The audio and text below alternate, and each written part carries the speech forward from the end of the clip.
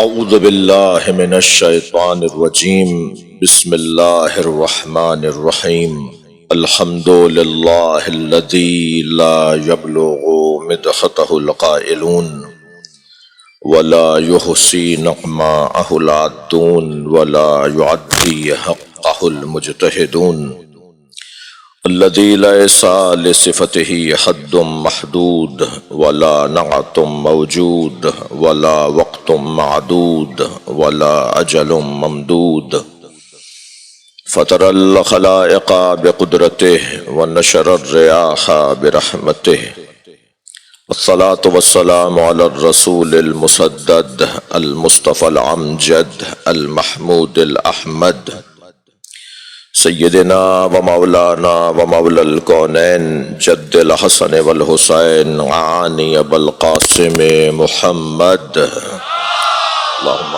صل علی وآلہ الطیبین الطاہرین المعصومین الذین قال اللہ انما یرید اللہ لیذہب عنکم الرجس اہل البیت ویطہرکم تطہیرا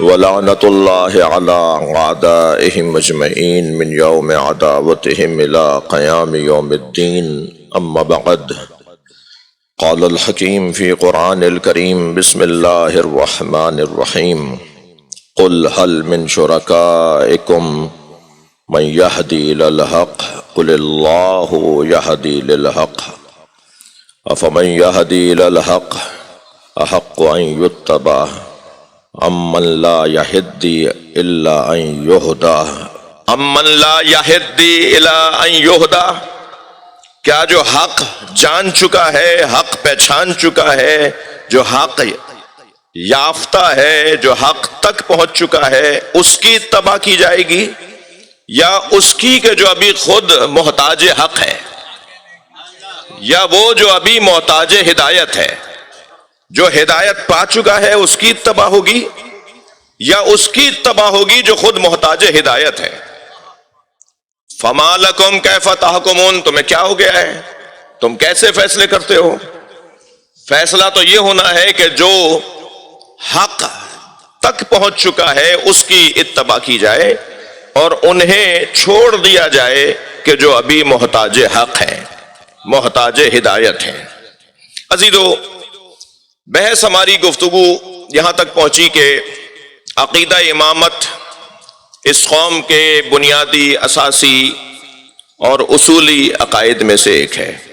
یہ چھوٹا سا بچہ بھی اگر میں اس سے پوچھوں گا بتاؤ اصول دین کتنے ہیں، تو یہ چھوٹا سا بچہ جو ماں کی گود سے سیکھ کر آیا ہے، پہلے مدرسے سے جو اس نے پڑھا ہے، وہ یہ اور تعلیم سے زیادہ بہتر اور فرفر بتائے گا۔ مثلا اس بچے سے پوچھ لیا جائے کہ بیٹا اصول دین کتنے ہیں، تو یہ فوراً بتائے گا توحید، عدل، نبوت، امامت، قیامت۔ پھر ان سے پوچھ لیا جائے کہ بیٹا فروع دین کتنے ہیں، تو یہ فرفر بتائیں گے، نماز، روزہ، حج، زکوٰۃ، خمس، جہاد، امر بالمعروف، نہی عن المنکر، تولا، تبرع۔ صلوات پڑھیں ذرا۔ یہ میں نے بھی وہی سبق دہرایا ہے جو ہماری ماں نے ہمیں پڑھایا تھا۔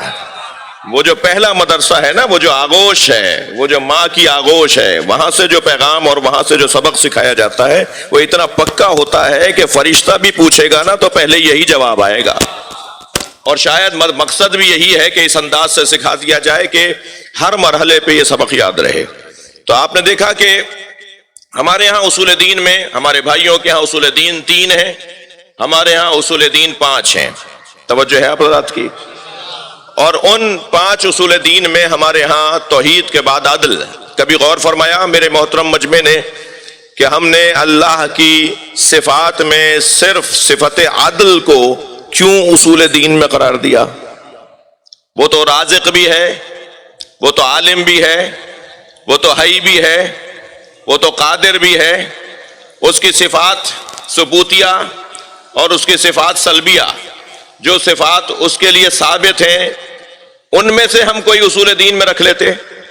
مثلا ہم اللہ کی توحید کے تذکرے کے فوراً بعد اس کے عالم ہونے کو اصول دین میں رکھ لیتے. ہمارے فقہا اور علماء علم کلام مثلاً اس کے حی ہونے کو اصول دین میں رکھ لیتے. لیکن کیوں اہل علم نے، عقائد مرتب کرنے والوں نے، شیخ صدوق نے، شیخ مفید نے، اور ائمہ اہل بیت کے زمانے میں حشام ابن حکم نے، مومن طاق نے، ابو بصیر نے، پھر ان سے پیچھے مالک اشتر نے، سلمان فارسی نے، ابو ذر غفاری نے، وہ جو ائمہ اہل بیت، صلوات پڑھیں ذرا محمد و آل محمد. وہ جو ائمہ اہل بیت سے سیکھ کر انہوں نے، ائمہ اہل بیت کے بتانے پر انہوں نے اپنے عقائد کو منتب کر کے ہم تک پہنچایا ہے. وہ چاہتے تو ان اللہ کی صفات کو اصول دین میں قرار دے دیتے. لیکن کیوں عدل کو، توجہ چاہوں گا عزیزو، عدل کو صفت اصول دین کے اندر اصل اصول اس لیے قرار دیا گیا کہ اللہ، توجہ، اللہ کا یہ عنوان اس کے یاد کرنے کا، یعنی اصول دین میں توحید کے بعد عدل. عدل اللہ کی وہ صفت ہے جو ساری صفات پر حاکم ہے، یعنی اس کا علم اس کی عدل کی بنیاد پر ہے، اس کی قدرت اس کی عدل کے بنیاد پر ہے. میں ابھی پچھلے ماہ مبارک رمضان میں جو گزشتہ ایک رسانے پر تھا تو ایک بزرگ عالم دین ہمارے ساتھ تھے.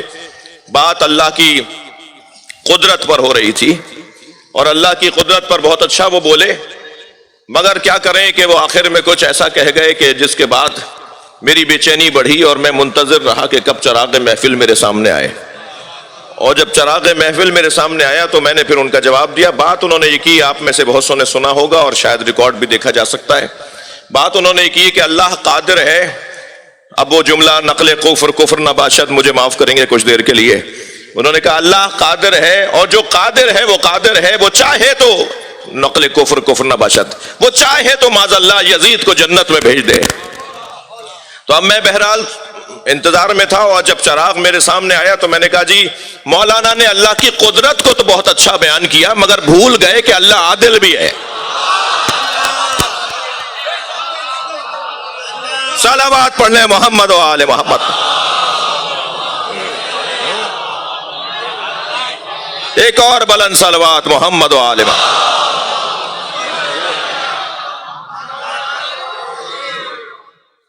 اللہ کے عدل کا تقاضا یہ ہے کہ جو جہاں کا ہے اسے وہاں رکھا جائے. عدل الہی کا تقاضا یہ ہے کہ جس کی جو جگہ ہے اسی جگہ پہ اسے رکھا جائے. اور عدل کی تعریف بھی یہی ہے کہ وضع الشیء علی محلہ، توجہ، ہر شے کو اس کی اپنی جگہ پہ رکھنا عدل ہے. ٹوپی سر پہ رکھی جاتی ہے، جوتیاں پیر میں، جگہ بدل دیں گے تو یہ ظلم کہلائے گا، اور اس کو اپنی جگہ رکھیں گے تو یہ عدل کہلائے گا. توجہ چاہوں گا عزیزان گرامی، میرا مضمون عدل الہی نہیں ہے، عدل میرا مطلب اور مضمون نہیں ہے، مگر میں تمہیدی بیان سے گزر رہا ہوں. 2 رکعت کا جز وقتی امام جس قوم میں عادل ہو، بھائی میرا اور میرے اللہ سے تعلق ہے نا نماز. پوری قوم ڈھونڈتی ہو ایسے امام کو، ایسے پیش نماز کو، میں تھوڑا سا اپنے بھائیوں کے لہجے میں بول دیتا ہوں، ایسے امام صاحب کو ڈھونڈتی ہو جو 2 رکعت کا جز وقتی امام ہو، تو لازم ہے کہ وہ آگے کھڑا ہو جو عادل ہو. جس قوم کا جز وقتی امام عادل ہو، اس قوم کا کل وقتی امام کتنا بڑا معصوم ہوگا. لازم ہے کہ پھر جب قوم کی کوئی ہدایت اور رہنمائی کر رہا ہو تو پھر وہ عادل، یعنی شدت عدل کی وجہ سے عصمت کے درجے پر ہو. عصمت عدل کے خاندان کا اور عدل کے رستے کا ایک کمال کا عنوان ہے. یعنی جب کمال پر عدل پہنچ جائے تو وہ عصمت کا عنوان پاتا ہے. عصمت کوئی علیحدہ سے چیز نہیں ہے، عدل کی شدت کو عصمت کہا جاتا ہے، عدل کے کمال کو عصمت کہا جاتا ہے. لہذا عدل ہمارے ہاں. اس کے بعد ہم نے عدل الہی کا تقاضا یہ ہے کہ وہ ہدایت کے لیے نبی بھیجے. یہاں سے بات سرایت کرتی ہے بحث نبوت تک. عدل الہی کا تقاضا یہ ہے کہ وہ نبوت سے ہمیں سرفراز فرمائے، یعنی ہمیں ایک نبی عطا کرے کہ جو ہمیں ہدایت عطا کرے. اور پھر جب نبوت خاتمیت تک پہنچ جائے تو پھر اس منصب نبوت اور اس شریعت نبی اور اس آسمانی پیغام قرآن کی حفاظت کے سامان کو امامت کہا جاتا ہے. امامت منصب نبوت کی محنتوں کی حفاظت ہے، تحفظ ہے. جو کچھ آیا ہے اسے قیامت تک ایسے ہی لے جایا جائے کہ جیسا لایا گیا تھا. ایک لفظ استعمال ہوتا ہے میرے محترم سننے والوں، نبوت کا ایک لفظ استعمال ہوتا ہے رسالت کا، اور ایک لفظ استعمال ہوتا ہے امامت کا. ہادیان آسمانی کے لیے نبوت، رسالت اور امامت. نبوت کا کام ہے خبر پہنچانا، وما علینا الا البلاغ، مجھے جو کہا گیا تھا میں نے پہنچا دیا. نبی کا کام ہے خبر پہنچانا. نبوت ادارہ خبر رسانی ہے الہی. الہی نظام میں ادارہ خبر رسانی کو نبوت کہا جاتا ہے. اور پھر جب بات آ جائے اس سے زیادہ سنگینی کی تو پھر خبر سمجھانے کی بات آئے گی. تو رسالت کا کام ہے خبر سمجھانا. توجہ بڑھائیے گا، نبوت کا کام ہے خبر پہنچانا، رسالت کا کام ہے خبر سمجھانا، اور امامت کا کام ہے منزل تک لے جانا. جسے علم کلام کی زبان میں کہتے ہیں ایصال الی المطلوب، مقصد تک اور مطلب تک اور منزل تک لے جانا. ابھی منزل کہاں آئی ہے؟ قیامت باقی ہے. تو ابھی منزل نہیں آئی ہے تو امام کی ضرورت ہے. اب ہر دور میں ایک امام کی ضرورت ہے جو ایصال الی المطلوب کی ذمہ داری رکھتا ہو. نبی مکرم کے تمام تر پیغامات کو، سرکار دو جہاں کی پوری شریعت کو جیسے تھی ایسے محفوظ رکھے، اور امت مصطفیٰ کو وہاں تک لے جائے کہ جہاں تک پہنچنا امت کا مطلوب اور منظور ہے. یہ ہے امامت کا مقصد. امامت اسے ملے گی نہیں. اب میں کل کی بحث سے آج کی بحث جوڑ رہا ہوں. تھوڑی سی تاخیر مجھے ہوئی ہے آج، یعنی مجھے نہیں ہوئی ہے، میرے خطاب کو ہوئی ہے. تو یہ جو کل کی بحث تھی ہماری یہ تھی کہ اللہ امام گناہ گار کو نہیں بناتا. بہت سیدھی بات کروں گا تاکہ بچے بھی میرے ساتھ چل سکیں. اللہ گناہ گار کو امام نہیں بناتا. گناہ گار ظالم ہوتا ہے مگر علی نفسہ ہی. دو طرح کے ظالم ہیں، علی غیر ہی، جو اس کو ہم سبھی ظالم کہتے ہیں، اس کو مار دیا، اسے زخمی کر دیا، اس کے ساتھ زیادتی کر دی، وہ ہے ظالم علی غیر ہی. لیکن جو بند کمرے میں بھی، تنہائی میں بھی، تاریکی میں بھی گناہ کر رہا ہو وہ علی نفسہ ہی ہے. جیسے وہ ظالم ہے ایسے یہ بھی ظالم ہے. اللہ تو جانتا ہے نا کہ بند کمرے میں کون کیا کر رہا ہے. جی جب زلیخا نے حضرت یوسف کی طرف قدم بڑھائے تو حضرت یوسف نے اپنے اللہ کو یاد کیا، تو زلیخا کو بھی یاد آ گیا کہ اس کا بھی کوئی اللہ ہے. تو حجرے میں رکھے ہوئے بت کے اوپر اس نے چادر ڈال دی. تو حضرت یوسف نے فرمایا کہ تم نے یہ کیا کیا؟ کہنے لگی مجھے اپنے اللہ سے حیا آ رہی ہے. تو حضرت یوسف نے فرمایا تم نے تو اپنے اللہ کی آنکھوں پہ پردہ ڈال دیا، میرے اللہ کی آنکھوں پہ پردہ نہیں ڈالا جا سکتا. وہ مجھے ہر حال میں دیکھے گا، وہ مجھے ہر حال میں دیکھے گا. لہذا وہ جو بند کمرے میں تنہائی میں گناہ کر رہا ہے وہ بھی ظالم ہے، اور وہ جو علنی گناہ کر رہا ہے وہ بھی ظالم ہے، اگرچہ اس کی شدت زیادہ ہے، اس کی مذمت زیادہ ہے. جو برملا گناہ کرتا ہو، جو علنی گناہ کرتا ہو، اس کی مذمت زیادہ ہے. لہذا گناہ گار وہ بھی ہے، ظالم وہ بھی ہے.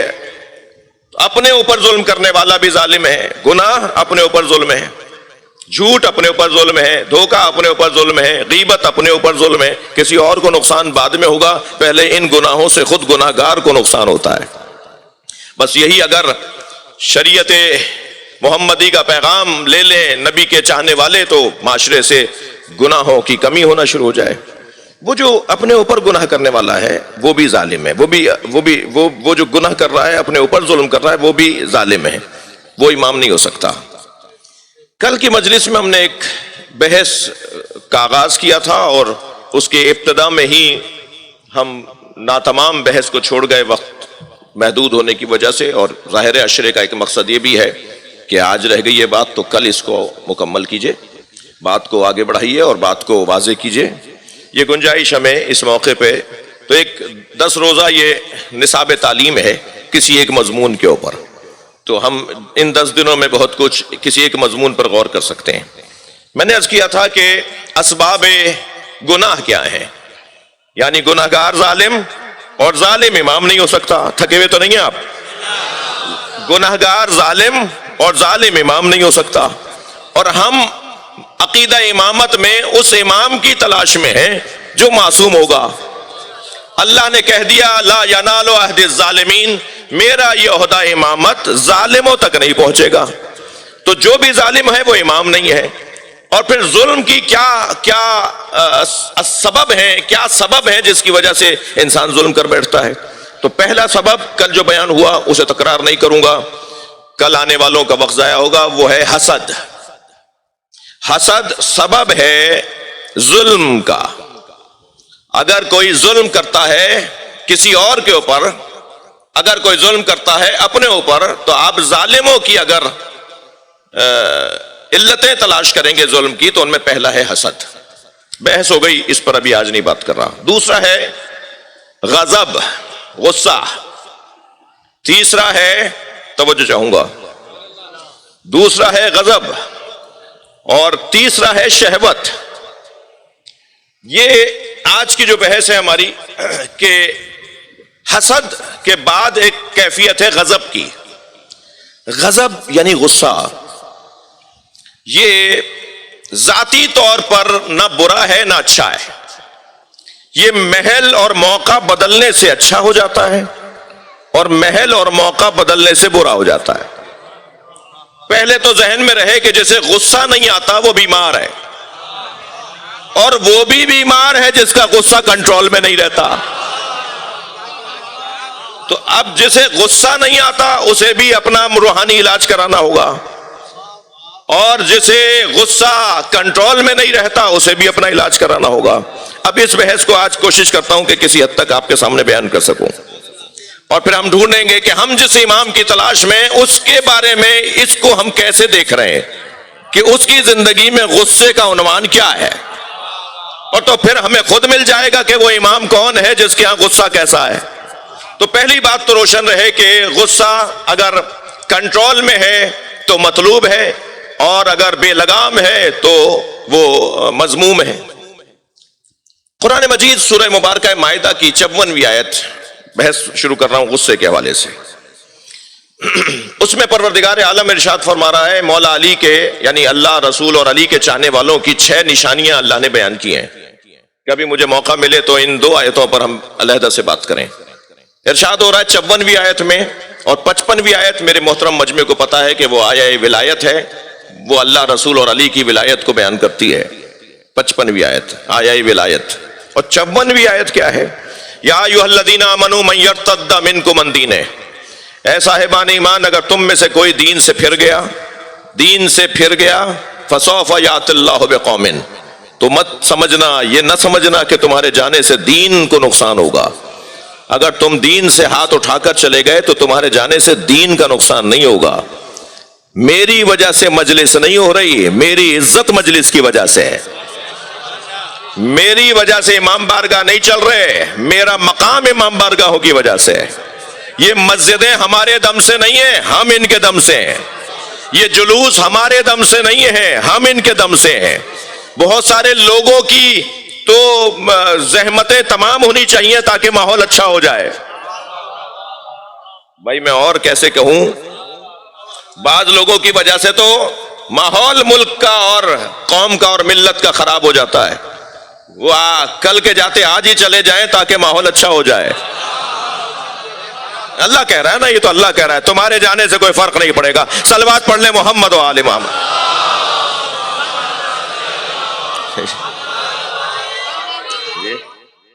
میں یرتد منکم عن دینہ، اے صاحبان ایمان، اچھا بات مومنوں سے ہو رہی ہے، بات مومنوں سے ہو رہی ہے، اے صاحبان ایمان اگر تم میں سے کوئی دین سے پھر گیا، فسوف یأتی اللہ بقوم، تو اللہ ایک اور قوم کو لے آئے گا جن میں یہ 6 صفتیں ہوں گی۔ علی والے نشانیوں کے ساتھ جیتے ہیں، علامتوں کے ساتھ جینا ہی تو ہنر ہے۔ بھیڑ میں گم ہو جانے والا علی والا نہیں ہوتا، مجمع میں ممتاز نظر آنے والا حیدری ہوا کرتا ہے۔ میں کیا کروں کہ میں نشانیوں کے ساتھ زندگی گزاروں؟ میں ان بچوں جوانوں سے جو مجلس میں اکثریت میں بیٹھے ہیں ان سے گزارش کر رہا ہوں، اپنی نشانیوں کو گم نہ کرنا۔ جو قومیں نشانیاں بھلا دیتی ہیں وہ قومیں جلدی مٹ جاتی ہیں۔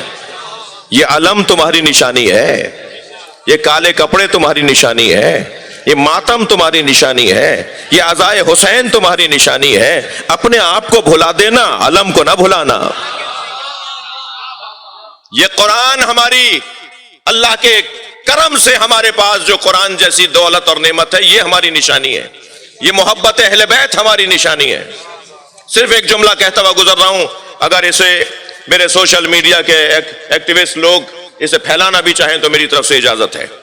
اور جملہ یہ ہے کہ سویڈن میں جو قرآن کی توہین ہوئی تو پیغام دیا جائے سال عزاداری سید و شہداء کے ذریعے سے کہ شیعان حیدر کرار قرآن کی حفاظت کرنا بھی جانتے ہیں، قرآن دشمنوں سے بات کرنا بھی جانتے ہیں۔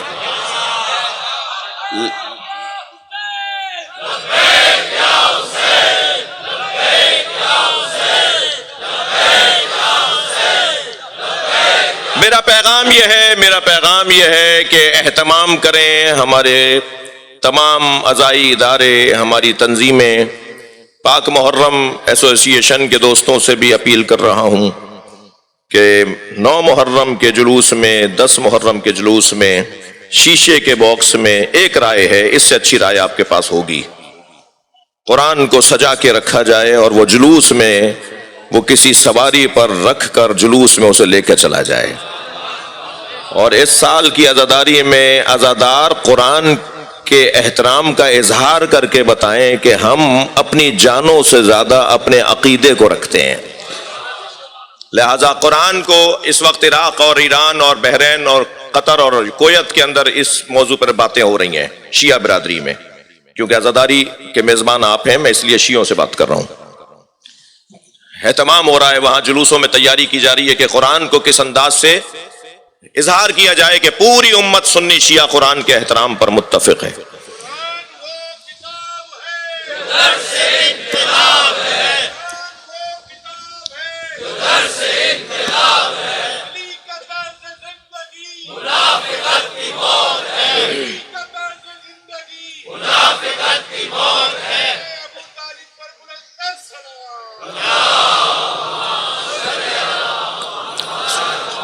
کوئی بھی بہتر طریقہ، یہ ایک میری رائے تھی، ضروری نہیں ہے، اس سے اچھے آئیڈیاز، اچھے خیالات آپ کے ذہن میں آ سکتے ہیں۔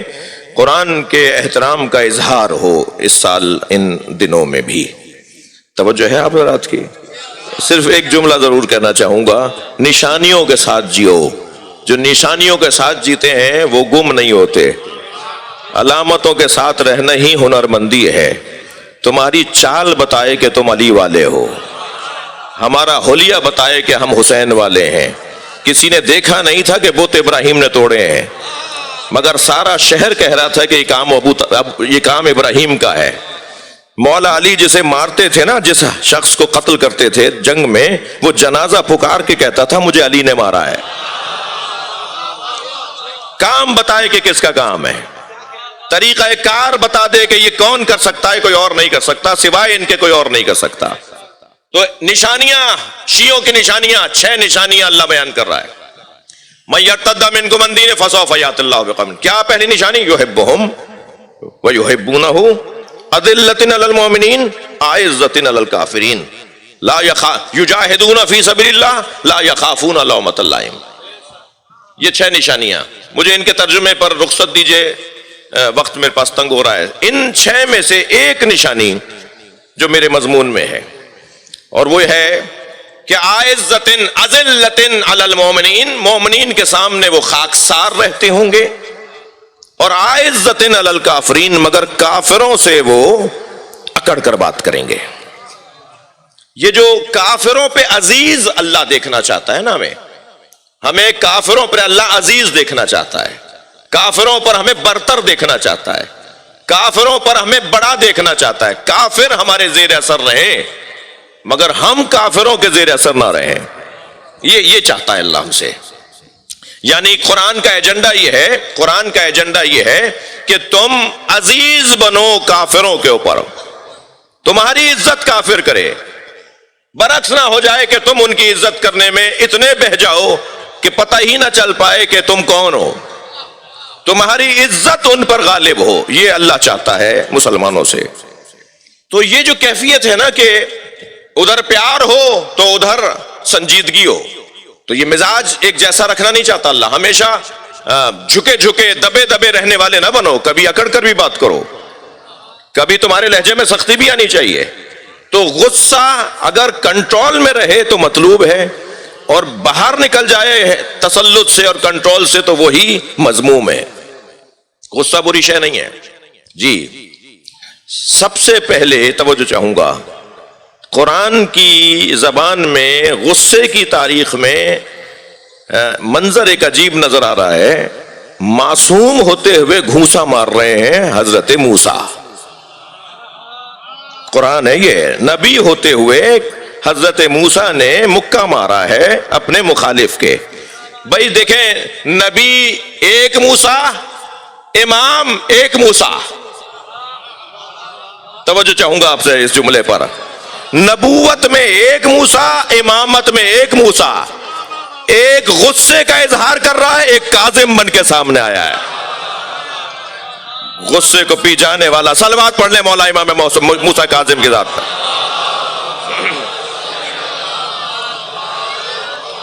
تو یہ دونوں کیفیتیں ائمہ اہل بیت کے ہاں، یہ دونوں کیفیتیں مولا کائنات کے ہاں۔ آپ نے دیکھا کہ سینے پہ چڑھنا غصہ تھا، سینے سے اترنا بھی غصہ تھا، وہ اس پر قابو تھا اور یہ اپنے آپ کو قابو میں رکھنا تھا۔ تو جب انسان اپنے اس کیفیت کو کنٹرول میں رکھے تو وہ مطلوب ہے۔ میں نے کل عرض کیا تھا کہ نبی مکرم سے جب کسی نے کہا کہ میں آپ کے غصے والی کیفیت کے بھی جملے لکھ لوں، تو حضرت فرمایا ما اقول الا الحق، میں حق کے علاوہ تو بولتا ہی نہیں ہوں، میں جو بولتا ہوں وہ حق بولتا ہوں۔ عزیزان گرامی، اگر سنبھل کے سنے تو ایک جملہ کہوں، جناب زہرا کا غصہ نہ ہوتا تو نظریہ امامت روشن نہ ہوتا۔ سیدہ کا غصہ معیار بنا دیا نبی مکرم نے۔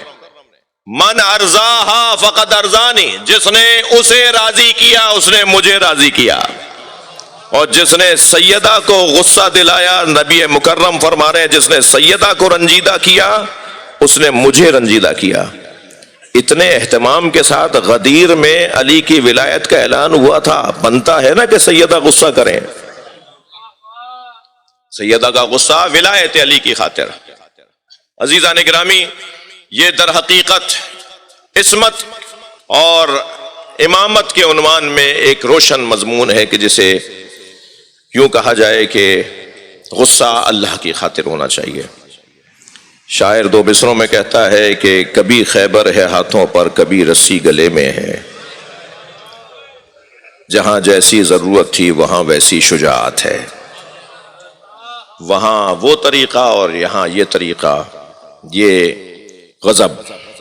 تیسرا عنوان، کیونکہ آج اس بحث کو میں مکمل کرنا چاہوں گا، تیسرا عنوان جو ظلم کرواتا ہے اور ظالم امام نہیں ہوتا وہ ہے ہرس، حسد، غضب، ہرس، شہوت۔ کل بھی میں نے دہرایا تھا۔ تیسرا عنوان ہے ہرس، حریص، لالچ، یہ ظلم کرواتی ہے۔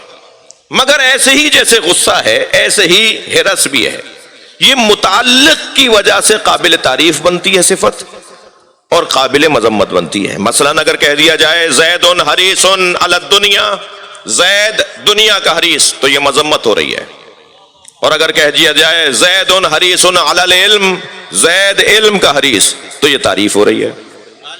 تو دیکھا جائے گا کہ ہرس کس کے ساتھ، کس کی ہرس، کس کی طلب، کس کی خواہش.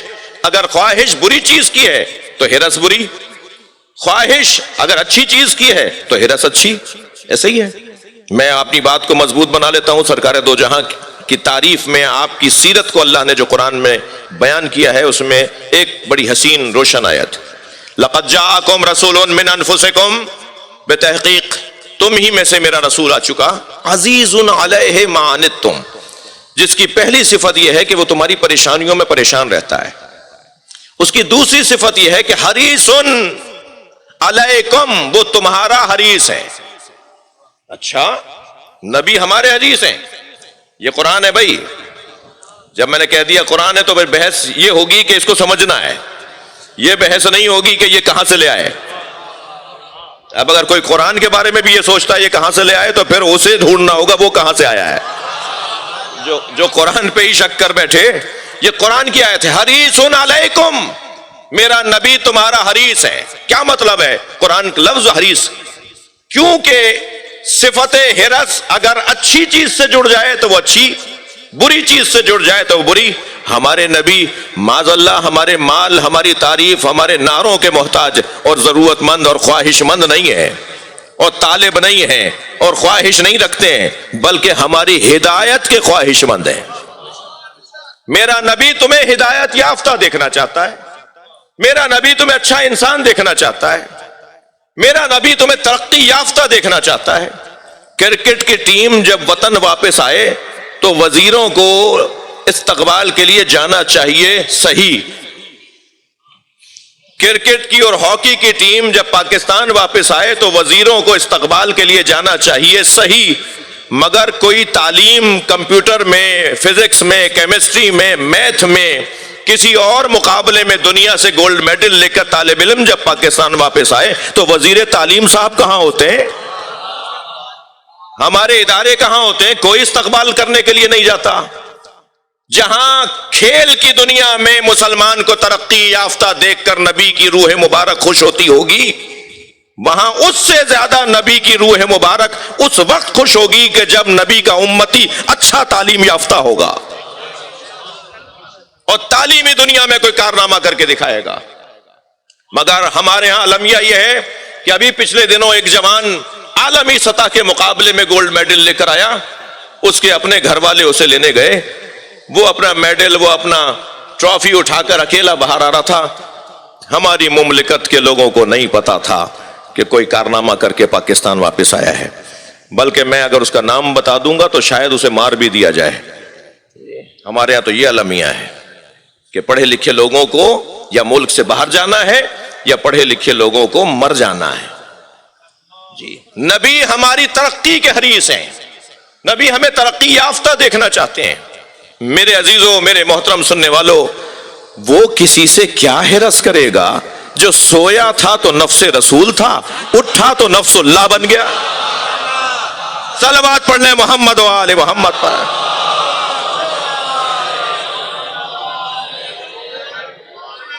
بھائی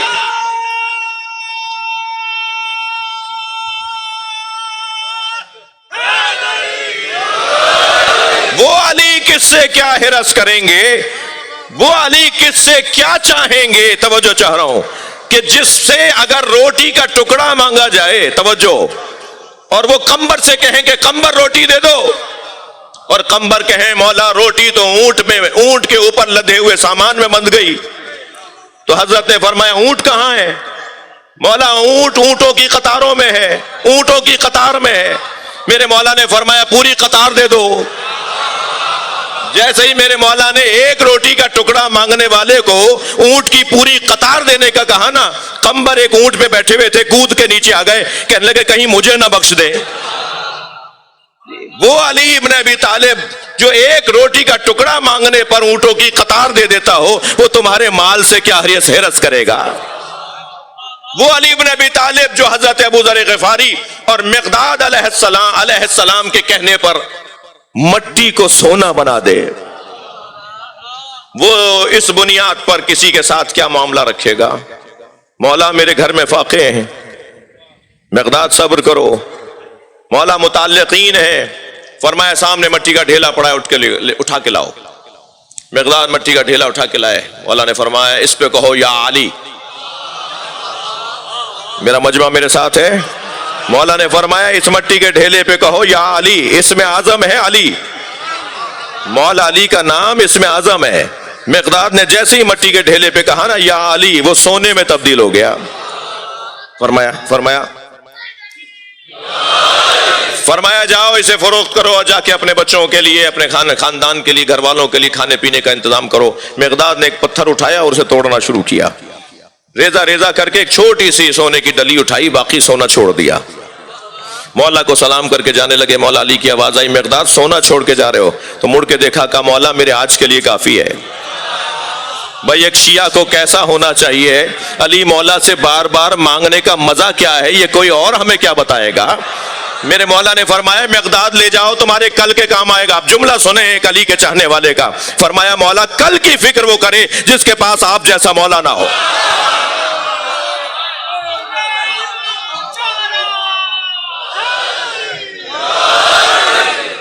کر لی؟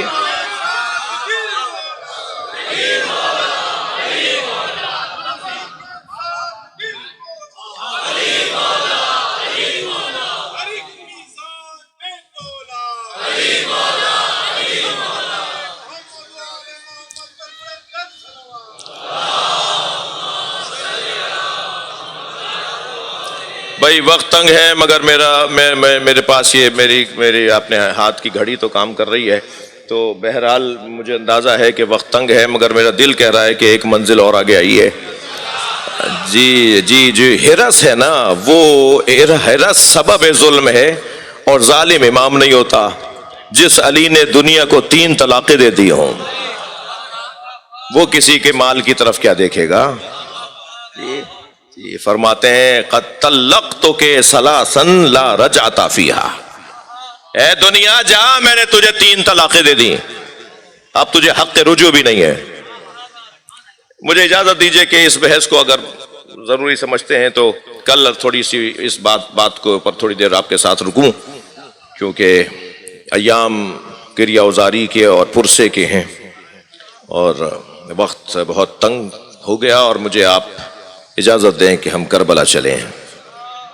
چلیے میرے ساتھ اپنے ذہنوں کو کربلا لے چلیے۔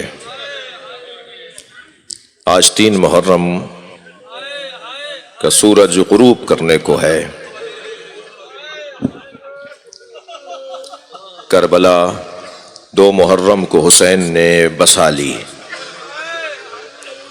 نہر کے کنارے خیمے لگ گئے، ساری بیویاں اپنے اپنے خیموں میں آ چکی، چھوٹے چھوٹے بچوں کو پتا ہے کہ اب یہی میرا خیمہ ہے۔ مگر عزادارو ایسے میں اگر کوئی لشکر آ جائے اور اس کا مطالبہ یہ ہو کہ خیمے حسین کے خیمے نہر سے ہٹائے جائیں، تو وہ عباس جو 36 سال سے کربلا کا انتظار کر رہے تھے، جب کبھی میرے مولا عباس نے تلوار کھینچنا چاہی تو کبھی امام حسن فرماتے تھے، کبھی امام حسین فرماتے تھے عباس یہ بصرہ ہے کربلا نہیں ہے، عباس یہ مدینہ ہے کربلا نہیں ہے، عباس یہ مکہ ہے کربلا نہیں ہے۔ ماں گود میں لوری ہی یہ دیتی تھی عباس کربلا، عباس کربلا۔ جسے پاؤں پاؤں چلاتے ہوئے جناب زینب یہی پڑھاتی تھی عباس کربلا۔ وہ جو کربلا کا انتظار اپنے ماں کی گود سے کر رہا تھا، اب اگر کوئی اس سے کہے کہ خیمے ہٹا دو تو وہ تو کربلا کے انتظار میں تھے، وہ آج بتائیں گے تمہیں کہ عباس اور کربلا کیا ہے۔ کہ ایک مرتبہ شمر کی طرف سے پیغام آیا کہ حسینی خیموں کو نہر کے کنارے سے ہٹایا جائے، اگر انہوں نے خیمے نہیں ہٹائے تو ہم خود اکھاڑنے آ رہے ہیں۔ کہ ایک مرتبہ حضرت عباس نے تلوار سے زمین پر خط کھینچ دیا اور تنہا اس طرف کھڑے ہو گئے اور فرمایا کسی میں جرأت ہے تو خط پھاند کے دکھائے، کسی میں جرأت ہے تو خط پھاند کے دکھائے، خط سے اس طرف آ کے دکھائے۔ اس منظر کو اور اس کیفیت کو امام حسین نے دیکھا، جناب زینب کے خیمے میں چلے گئے اور جا کر فرمایا بہن زینب عباس کو بلا لو. اجرکم اللہ اجرکم اللہ. جناب زینب نے جناب فضہ سے فرمایا اماں جا کے عباس سے کہو کہ زینب بلا رہی ہیں. جناب فضہ قریب گئیں، کہا چھوٹے شہزادے تمہیں آقازادی زینب بلا رہی ہیں. فرمایا اماں بی بی کو میرا سلام کہیے اور کہیے چند لمحوں میں خوشخبری لا رہا ہوں، میں آج ہی کربلا کی جنگ کو تمام کر رہا ہوں. پھر جناب فضہ پلٹ کر آئیں اور آ کر کہا زینب کہتی ہیں تم آتے ہو یا میں آ جاؤں؟ اجرکم اللہ. بس یہ جملہ سنا، تلوار نیام میں رکھی، خیمے کی طرف پلٹے. جب خیمے میں داخل ہوئے تو کیا دیکھا؟ امام حسین جناب زینب کے برابر میں کھڑے ہیں. بڑھ کر سلام کیا اور بس ایک سوال کیا مولا خیمے ہٹا دوں؟ امام حسین نے بھی اپنے چہرہ مبارک سے اشارے میں کہا ہاں ہٹا دو. اجرکم اللہ اجرکم اللہ. کربلا کا میدان، اب خیمے وہاں نہیں لگے کہ جہاں نہر کا کنارہ ہے. پانی ظاہراً 7 محرم سے پہلے بند ہوا ہے، 7 محرم سے تو پانی ختم ہوا ہے. 3 دن کی پیاس ہے، عباس کی ذمہ داری یہ ہے. عزیزو، روایات عزائے بر صغیر کے مطابق آج میں آپ کو حسین مولا کے اس صحابی کی یاد میں رکھنا چاہتا ہوں جس کے آنے پہ زینب کبریٰ نے انہیں سلام بھیجا تھا.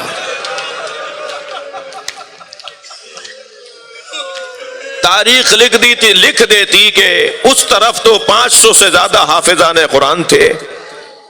حسین کے ساتھ کون سے صحابی تھے؟ یہ تو ایک خاندان کی دوسرے خاندان کے ساتھ مسئلہ تھا، مگر امام حسین نے زہیر قین، حبیب ابن مظاہر، مسلم ابن اوسجہ، عابس، شوذب، ان صحابہ کرام کو کربلا میں اپنے ساتھ رکھا تاکہ یہ بھی ایک عنوان مکمل ہو جائے. خط لکھا حبیب ابن مظاہر کو اور خط میں لکھا من الحسین ابن علی الى رجل فقی حبیب ابن مظاہر سلام علیکم. اے حبیب تمہیں ہماری نبی کے ساتھ نسبت کا احساس تو ہے، بس جان لو میں کربلا میں دشمنوں میں گھر چکا ہوں. والسلام حسین ابن علی. دروازے پہ دستک ہوئی، فرمایا من الباب، کون ہے دروازے پر؟ تو قاصد نے آواز دی انا برید الحسین، میں حسین کا قاصد ہوں. ہاتھ پیر پھول گئے، دروازے پر جلدی سے دوڑتے ہوئے آئے، ہاتھ سے میرے مولا حسین کا خط لیا، آنکھوں سے لگایا، خط کو کھول کے دیکھا تو حسین نے حبیب کو یاد کیا ہے کہ کربلا آ جاؤ. گھر میں داخل ہوئے تو زوجہ نے بڑھ کر پوچھا کیا ارادہ ہے؟ کہ حسین ابن علی نے مدد کو پکارا ہے، مگر میں بوڑھا ہو گیا ہوں، میں مدد کرنے کیا جاؤں گا. بس یہ جملہ سنا، زوجہ اپنی جگہ سے اٹھی، سر پہ چادر رکھ کر سامنے آ کے کھڑی ہو گئی.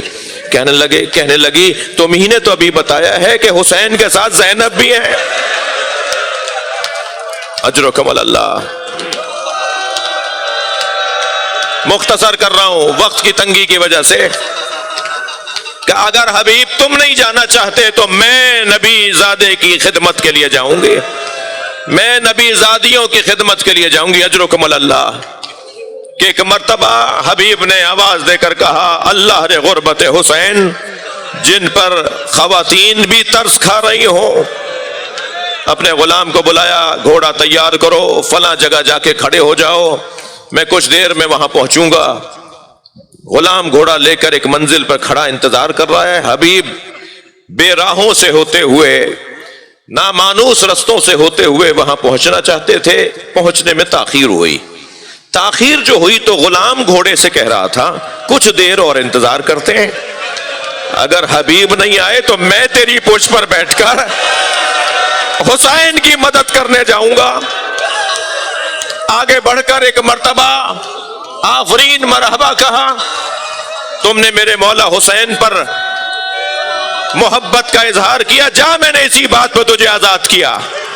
کہ مالک ساری زندگی اپنی خدمت میں رکھا، اب نبی زادے کی خدمت کا مرحلہ ہے، مجھے آزاد نہ کریں، مجھے کربلا لے جائیں۔ حبیب اپنے غلام کو بھی اپنے ساتھ کربلا لے آئے۔ جیسے ہی کوفے کی طرف سے گرد اٹھنا شروع ہوئی نا، تو امام حسین نے آواز دی، عباس، علی اکبر، آؤ میرا حبیب آ رہا ہے، بڑھ کر استقبال کرو۔ سب نے مل کر حضرت حبیب ابن مظاہر کا استقبال کیا۔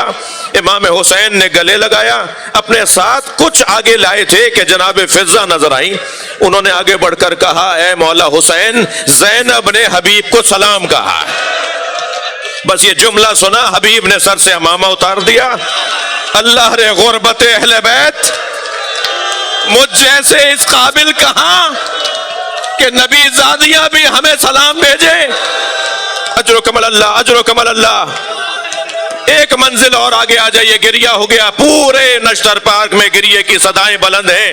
اللہ آپ کو اجر و ثواب عطا فرمائے، کوئی غم نہ دے۔ حبیب ابن مظاہر جب امام حسین سے اجازت لے کر گئے ہیں نا اپنی قربانی کے لیے، جہاد کرنے کے لیے، تو امام حسین نے خود رخصت کیا ہے۔ اور جب حبیب کا سلام آخر آیا، 80 ضعیفی میں 80 دشمنوں کو فنار کیا حبیب نے، اور جب خود حبیب زخموں سے تاب نہ لاتے ہوئے زمین کربلا پہ گرے اور امام حسین کو سلام آخر کہا، تو خود امام حسین لاشا اٹھانے بڑھے اور ایک جملہ کہتے ہوئے بڑھے، یا اللہ میں گواہی دیتا ہوں یہ حافظ قرآن تھا، یا اللہ میں گواہی دیتا ہوں یہ قاری قرآن تھا، یا اللہ یہ قرآن بہت سرعت کے ساتھ پڑھتا تھا اور عامل قرآن تھا۔ میرے مولا حسین حبیب کا لاشا گنج شہیدہ میں لے آئے، بہت گریہ ہو گیا عزادارو، میرے حصے کا بیان مکمل ہو گیا۔ حبیب ابن مظاہر کا ایک بیٹا قاسم ابن حبیب ابن مظاہر، وہ کربلا میں اپنے بابا کے ساتھ اس لیے نہیں آیا کہ جس وقت حبیب آ رہے تھے وہ مسافرت پر تھا، اور جب واقعہ کربلا گزر گیا تب اسے احساس ہوا کہ میرے بابا بھی شہید ہو گئے، حسین بھی مارے گئے۔ لیکن جب یہ قافلہ اسیروں کا قافلہ، نیزوں کی انیوں پر سوار کٹے ہوئے سروں کا قافلہ مختلف شہروں سے گزرنے لگا، اور جب یہ کوفے کو گزار کر آگے بڑھے تو ایک صحرا سے یہ قافلہ گزر رہا تھا۔ قاسم ابن حبیب نے اپنے 10 نوجوان دوستوں کے ہمراہ قافلے پر حملہ کیا اور اپنے بابا کا سر خولی کے ہاتھ سے چھیننے میں کامیاب ہوا، اور سر لینے کے بعد جو جگہ جگہ دوست لڑ رہے تھے نا انہیں آوازیں دینے لگا، واپس چلو، میں نے اپنے بابا کا سر لے لیا، جس کا جوان بیٹا زندہ ہو اس کے باپ کے سر کو کوئی ایسے نہیں لے جا سکتا۔ یہ آواز امام سجاد کے کانوں میں آئی، اپنی ہتھکڑیاں بیڑیاں سنبھالی، آواز دی، السلام علیکہ یا ابا عبداللہ۔ بابا کسی جوان بیٹے کے لیے یہ گرا ہے کہ اس کے بابا کا سر نیزے کی انی پر ہو، آپ کا بیٹا مشیت کا پابند ہے۔ الا لعنت اللہ علی القوم الظالمین۔